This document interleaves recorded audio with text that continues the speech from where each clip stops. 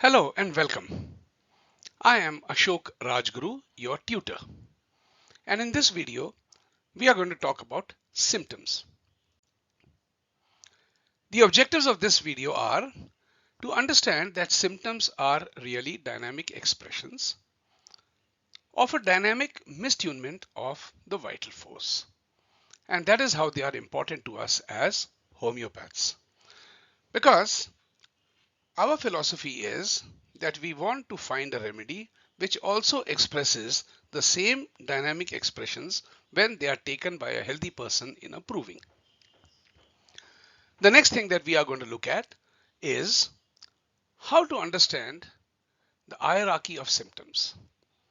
Every symptom that is reported by a patient has to be understood, number one, in context, and number two, in the order of its priority and hierarchy. That is what we'll be talking about in this video. And also we'll see that when a patient comes to you, what are the symptoms that are presented and how we have to sift through those symptoms and establish a priority. Let's take a quick view of what Hahnemann has taught us about disease. First of all, disease is a dynamic mistunement of the life force.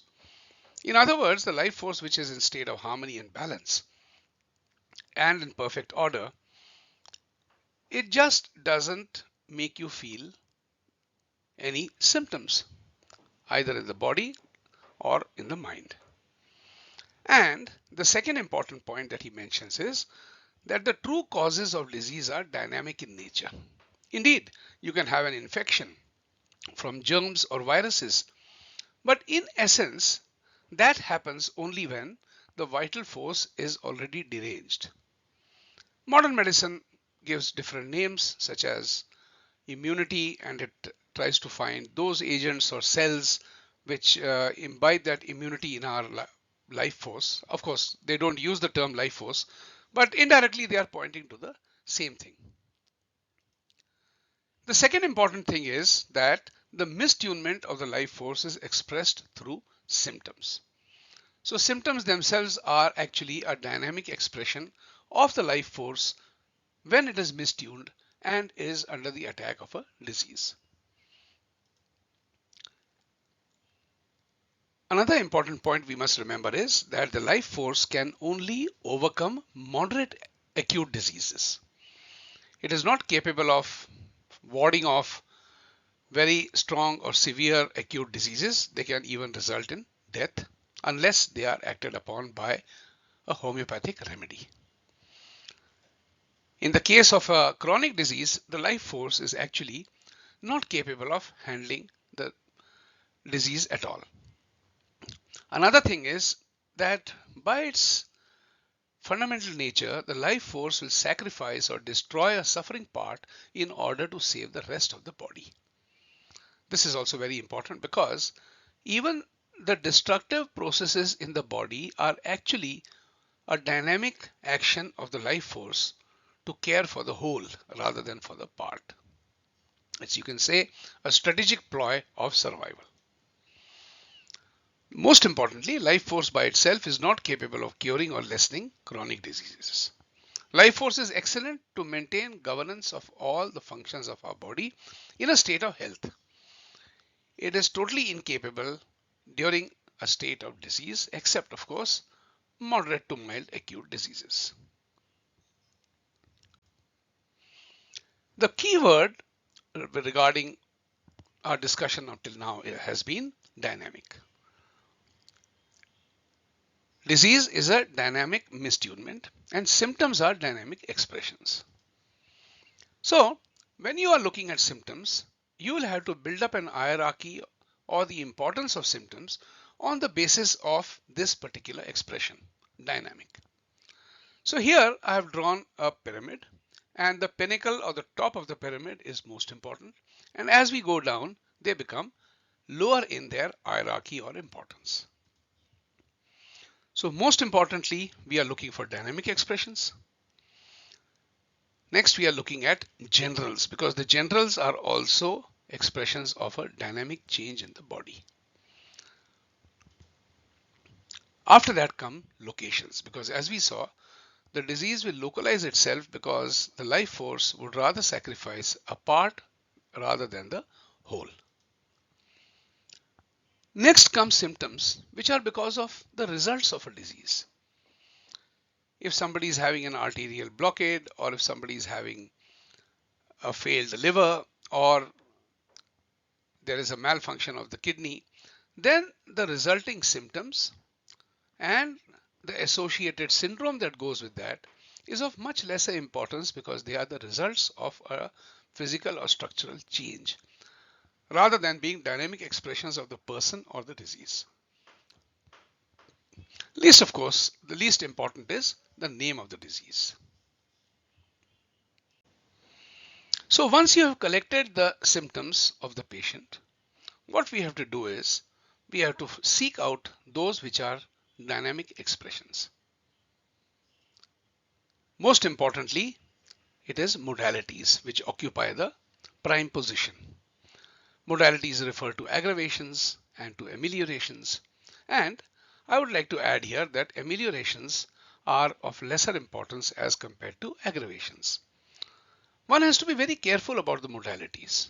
For instance, if somebody says that they feel better at night, is it because night has something to do with it, or is it a time modality, or is it the fact that they are more relaxed at that point of time? That is something that you'll have to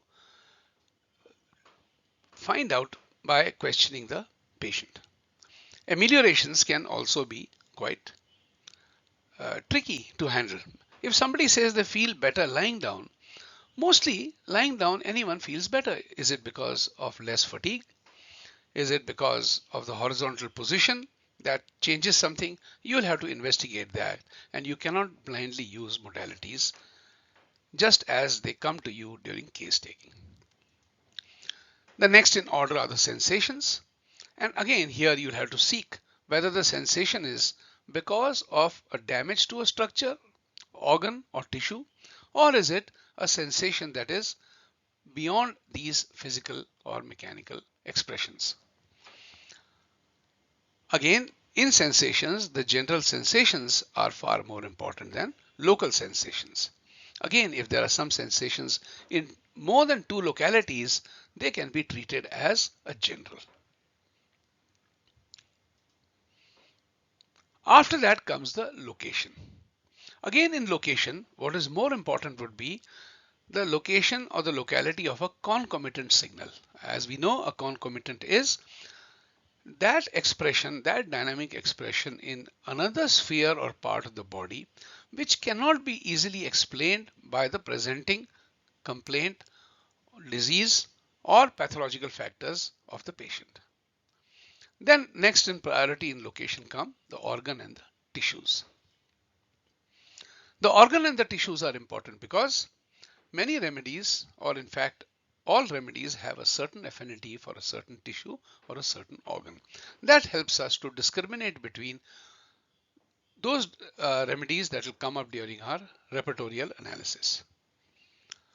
After that, still lower in the hierarchy or down the pyramid, are pathological changes. But even in pathological changes, there are certain generals as defined by Boger. Those are general terms of pathological change in terms of swelling, ulceration, warts, secretions, and discoloration, etc. Some of these can be elicited by a physical examination, and some of them may be expressed by the patient herself. And last, of course, comes the name of the disease, which is not exactly worthless, but it is of much lower worth than the ones mentioned above.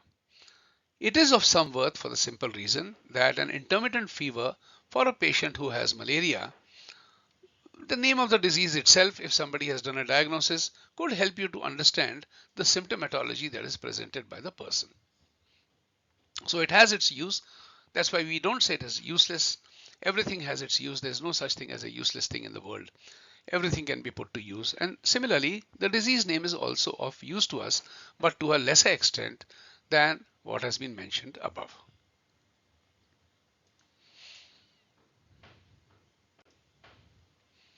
Now we'll come to the evaluation of symptoms.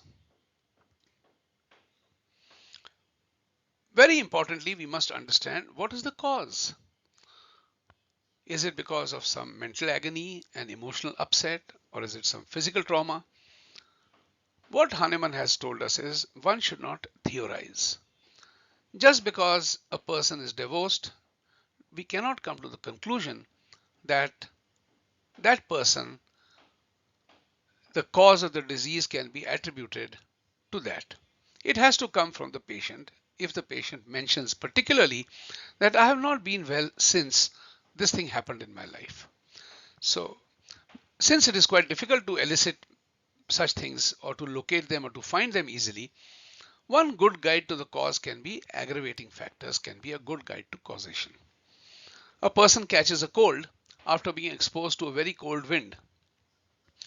Reflects upon the susceptibility and constitution of the patient, and it also points to the cause. If that is not evident, obviously this person could say that my condition becomes worse when I am exposed to a cold draft of air. So modalities can also point to causation. We have already spoken about the aggravations and ameliorations, and also mentioned that aggravations are generally more important than ameliorations. The next thing that we must note is that any deviations of a person from normal have to be taken as a symptom, because they are an expression of the mistunment of the vital force. In this category, according to Kent, cravings and aversions are of tremendous importance. Of course, as I mentioned earlier, it is the change in the expression that is important. If a person likes sweets right from the beginning, and he is also in a state of disease and likes sweets, then that symptom is of little worth. However, if the person says that prior to this sickness, I had no particular liking or dislike for sweets. However, after I have fallen sick, I am craving for sweets. So cravings and aversions are very useful provided there has been a change, and they can help us to individualize. This point has been emphasized by Kent over and over again. In a later video, we'll be discussing what mind symptoms are and what is the value and how to prioritize on the basis of mind symptoms without theorizing. Next comes mind. Now, many times people say that the Kentian style of analysis gives maximum weightage to mind. Indeed, Kent did give a lot of importance to mind, and his repertory has got a very large section on mind symptoms. But you must remember what he has always said, that a person's character or temperament is not a mind symptom, because that is what a person is. So as I have mentioned in another video, if a person is a workaholic or if a person is very fastidious in terms of cleanliness, that can become a symptom only if there is a change. I often like to tell the story of Lady Macbeth. The Shakespearean play Macbeth has got a very important character, Lady Macbeth, who is the wife of Macbeth, who is a knight and a warrior. Now, as the story evolves, Lady Macbeth has to bear a tremendous burden of guilt, and she feels that she has blood on her hands because of what has happened in order to promote her husband as a king. So she gets into a state of mind where she feels that she is unclean and she has got blood on her hands and is continuously washing her hands. Now that is definitely a mind symptom. But supposing somebody has been brought up in an environment where, for reasons of religion or culture, that person is supposed to wash hands, say every 2 hours, either for prayer or preparing food or whatever. That cannot be taken as a symptom, because that is what the person is. Another important thing is, don't use mind symptoms at the repertorial stage. This is the advice from Bonninghausen, and Bonninghausen was a contemporary of Hahnemann, and he understood Hahnemann's line of thinking very closely and very intimately. So we must follow his advice. There is a lot of merit in that.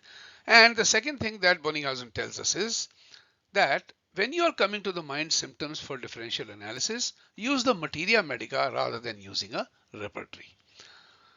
A repertory is only a summary of what appears in the materia medica. And again, materia medica is a narrative written for easy reading out of the provings, which actually contain the real words and expressions of the people who are taking part in the proving. And then of course come the characteristic particulars. They are also called keynotes. Now remember one thing, when we are talking of keynotes, they belong to the remedy. They don't belong to the person. They are like a mnemonic, like we say WHO for World Health Organization. Similarly, keynotes belong to an era when homeopaths were hard pressed for time, it was difficult to access information, and they had to rely considerably on memory since they were looking at many patients in their daily practice.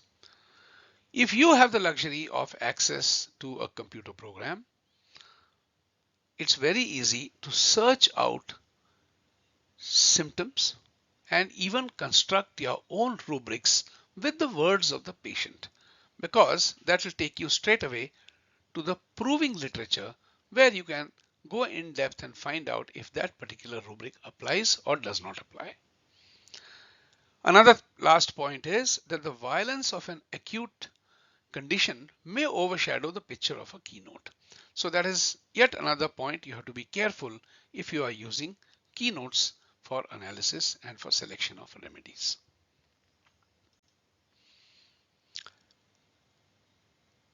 I'll now show you an inverted pyramid.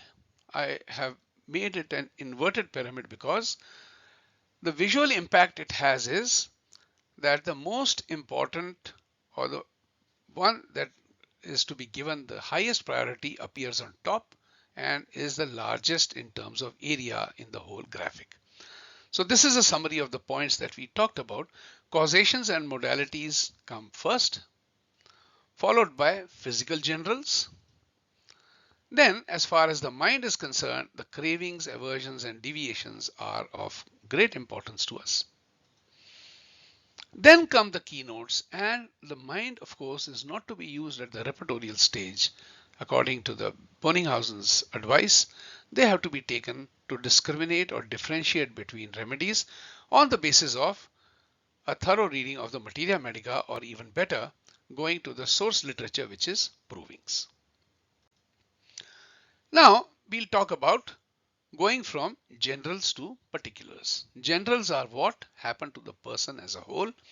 The expression used over that is I, and when it is particular, the person is talking about a particular part. So I have cut my finger is an expression of a particular. I have cut myself becomes a general.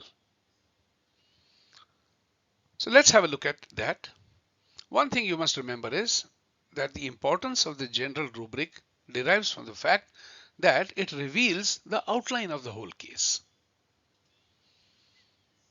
Another caution that we have to exercise is to avoid dwelling on a particular area of chief complaint. Some patients may dwell upon one particular point over and over again. As a practitioner, you should be able to find out the whole picture rather than being carried by the patient in the same area over and over again. We will be talking about this later when we do cases.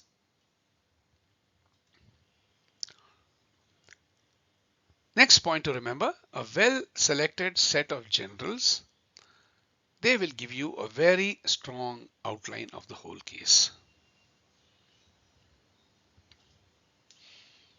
Particulars are best for differential analysis from the best suited remedies. So if you prioritize them low, you can use those symptoms later in order to discriminate between the remedies that have come up on top. Now, once again, we go back to the pyramid that was shown earlier. On this pyramid, we saw that dynamic expressions are of greatest importance, followed by generals, locations, then symptoms produced by the results or the pathology, and least of course is the name of disease. However, when a patient comes to you, how does the symptom come to you?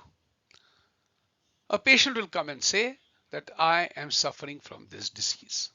I have arthritis. I am suffering from gout. From our point of view, this actually lies at the bottom of the heap. The next thing that a person normally comes to you with are a set of reports, X-rays, MRI, blood work, and so many other pathological findings. These are of lesser importance to us as compared to the ones on top, for reasons which we have already discussed earlier. Ultimately, these are the ultimates of the disease process, and they are not the disease themselves. I have high cholesterol. I have high uric acid in my blood. These are not expressions, dynamic expressions of a disease. They are the residues or the results of a certain underlying dynamic disturbance of the life force.